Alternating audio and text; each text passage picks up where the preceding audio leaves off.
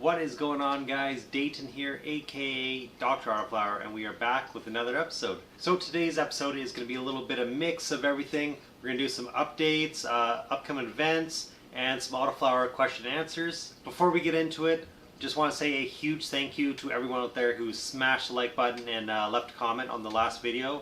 Really appreciate it. So if these videos help you out in any way, just smash that like button. I think we hit over 1,000 likes in the last video, so if we could hit that again, that would be amazing. If you're new here, hit that subscribe button and hit the bell notification if you want to get notified when my videos go up. So let's get right into it, guys. So right off the bat, let's get into the event coming up, which I almost see as like the new 420 event for me, which is Shambhala Music Festival. Easily my most favorite event in all of Canada, in all of the world too, because it is just absolutely amazing. And for me, it's kind of like my new 420 event. 420's kind of become commercialized, and this is like way more vibes, way more, like a way better place to smoke than anything I've done for 420. So for me, this is the new place to just blaze and just have an amazing time. The Canna culture is definitely strong there, and I'll be showing you guys some of that in the upcoming video. So in 1 week's time, we're going to be home on the farm, have an amazing time. Start of the festival will be in 1 week,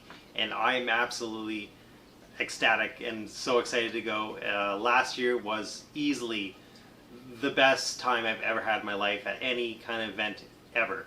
Super pumped to be back and to be invited to such an amazing event. Absolutely blows my mind, melts my heart that we are invited back again to go capture the magic and make it an awesome little documentary, a vlog, and do what we did last year. So to all the people who have been asking if we're going, we are going. We're going to be there, and we'll be there with bells on. So I am super excited. If you're going there and you see me there and you have something awesome to say to the world, come find me, and I am looking for people to interview. And yeah, we'll get into some tips, and then we'll move on to the other stuff. So if you're going, here's some important tips to know. If you're crossing the border coming from the US, make sure you're not crossing at the closest border, because there'll be very, very strict border crossing agents, and they'll be knowing what you're doing and going to. So just be aware that they can take a lot longer to get through, I've heard, and they'll do very, very thorough searches. Do not bring anything across the border that shouldn't be brought across, of course. Also, make sure your air conditioner is working good. Have full tank gas. Arrive sober. Definitely arrive sober, because there could be checkpoints with police all along the road. Who knows? Sometimes that happens. For camping, comfort is key. Pack for comfort. Bring air mattress, tent, shade, shade structure, canopy, wet wipes. Wet wipes are very useful. One of these is a battery powered fan for your tent. You can hang it up. It is amazing and super useful. Keeps you cool on the very, very hot mornings and afternoons. This helped me sleep till almost 2 p.m. sometimes. Let's talk about herb supply. I bring at least 2 OZs. So if you're a heavy smoker, I would say at least 1.5 minimum. 2 is probably better for OZs. Because for me, I'm smoking a lot. I'm probably rolling 12 fat J's for each day. So yeah, definitely prepare. Earplugs, definitely bring like the proper festival kind of earplugs. We got Eargasms. They work really good. Just order them on Amazon, and I believe you can buy them there at the festival. But definitely recommended that you have some hearing protection. For food wise, we probably only spend like $200 to $250 between the two of us. Together, so that's not bad at all, but I would budget like at least $200 or so for food. Bring morning kind of breakfast stuff, snacks, chips and whatnot. Get the rest of food at the festival trucks, because it's just kind of easier and it's really nice quality. Dealing with the sun, make sure you wear sunblock, hats, umbrellas. Heat exhaustion is a big thing there. It can wreck you and ruin your day. You do not want this. I saw a guy with a sunburn on his foot that was absolutely scary. It was just a giant blob. It was so sunburnt and so swelling up. I was just like, that ain't gonna be good once it pops. But yeah, he had a bad time. So definitely put sunblock on. Stay in the shade because it is absolutely freaking hot there. Take your breaks, gotta have your breaks because when you're blazing, dancing, partying it up, you gotta have some breaks after a while, especially do it in the heat. And let's talk about hydration. You gotta drink water. Drink water all the time, non-stop. You're gonna be sweating so much because it is so freaking hot down there. So there's free drinking water on tap too. Make sure you drink lots of it if you're going. And stay hydrated, very important. And last thing I'll touch on is rain gear. If in case it rains, holy poop, it can turn into a soup pile there. So bring rain gear, possibly rain boots. You never know. You don't want to have a bad time there just because you were like us and forgot to bring rain gear. All we had that one time in 2019 was just rain jackets. They aren't the best because they'll get wet after a while and they'll start seeping through, and you don't want that. So definitely bring umbrellas and all that kind of stuff. And the umbrellas can be used for the sun. So that brings me to the end of my Shambhala tips. Before we go there, we'll be doing a documentary vlog film there, showing like how we're getting ready, getting packed, our adventures over there and our adventures there. So stay tuned for that. It's going to be awesome. Super pumped, and let's move on to the next thing. Updates on what's going on with me. So right now that we're planning for Shambhala, the garden is a little bit on hold, but right after we get back, we are going to be setting up and getting ready for starting that up. Because my plans changed again, we're not taking off for Thailand right away. We're probably going to wait till springtime, just because it just works better with our schedule right now.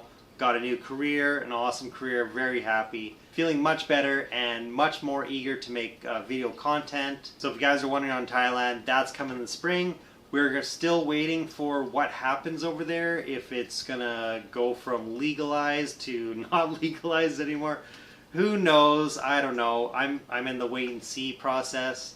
I don't want to go over there, move over there, put all my eggs in one basket and hope it stays legal. Then all of a sudden it doesn't, and then there goes opportunities. So while we're waiting on with that, we are definitely going to be starting up the garden and get growing again. And so with that out of the way, let's get into Autoflower question and answers. And we'll hop right into it with a question from Jim, who asks, what happens when you cross an auto with a photo period? Do they have traits of both? So no, actually what happens, and I have done this before, when you cross a full-on autoflower with a full-on photo period, they'll cross, they'll make seeds, but what will happen is the photo period is much more dominant, and the first babies from it, the first offspring, will be pretty much all photo period. I think I noticed a shortening of the flowering time, but that's about it, and not by much either. It's only by like maybe a week or so or a few days. So not drastic change. And so what happens is none of those will actually be autoflowers. They'll all be photoperiods, and they could also be a little bit unstable, meaning they could have more tendencies to turn hermy, which will get male pollen sacs, and that's not good because you could pollinate your females. So you got to be watching out for that. So you need to breed those offspring together, and the next set of seeds that come out, those should have some autoflowers.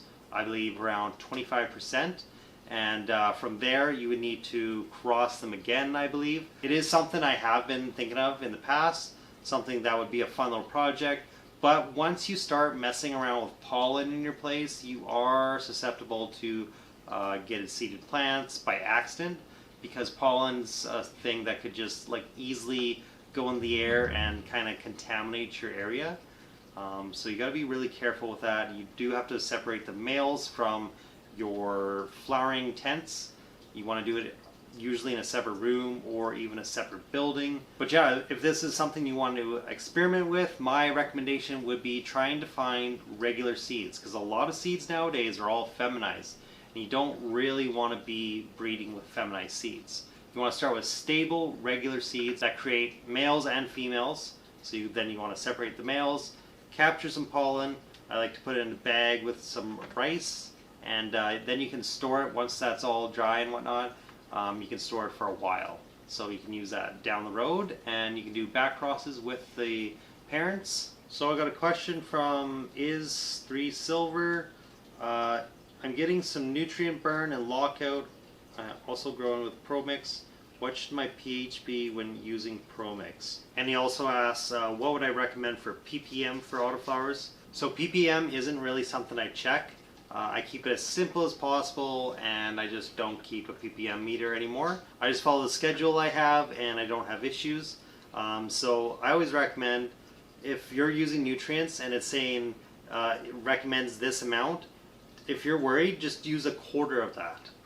Some people before would always say use half what it recommends. I say use a quarter, and you can still get awesome results with it. And then you're not running into the issues of over nutrients and burning the plants and stunting them or anything like that. If you're having nutrient burn, lockout may be an issue. So I would recommend really testing your pH and making sure your pH is like 6.2, 6.3 for ProMix. So first I'd say get your pH under control, and then use a small amount of nutrients if you're going to give nutrients, like a quarter strength. So if you're giving half strength, cut it back. Here's a good question from Nicholas. He asks, could you trigger autos into vegging longer by changing the light schedule from, say, 15-8 light schedule, then slowly bumping it to a 24-hour on, 0 off, then down to, say, 12 and 12? That is a good question, and no. You cannot do that. All it would do is kind of just stunt them a little, or just slow growth down a little. They would flower at the same time if you were giving them either that or the optimum amount of light. So it's just better to give them optimum, because you're not going to change when they're going to veg, when they're going to turn to flower. That's all genetics, and that is predetermined by the plant. The only thing that I've ever seen to change the amount of time a plant will go into flower and how long it'll flower for is growing outside. So I'm not sure why exactly. The elements are just different and affected different out there. But autoflowers will flower sometimes and flower slower outside, depending on the weather. That's how I experienced it here in the northern Canada. I do want to grow again outdoors, but I'm not in a situation where I can really do that right now. That's just an example. Growing indoors, that is not going to do anything for you. It's just going to slow your growth down a little bit and, yeah, give you less bud in the end. So you don't want that. You want more bud. So give them the optimum amount, and your autos will do awesome. But guys, that is it for this episode. Thank you all for watching. Smash that like button if this video has helped you at all. Leave a comment if you have a question, or you want a question to be featured in the next Q&A for autoflowers, or you want a Shambhala question answered. Put it down below. Make sure you subscribe if you're new here. Hit that bell. And as always, stay stony. We'll catch you guys later. Peace out. Until next time.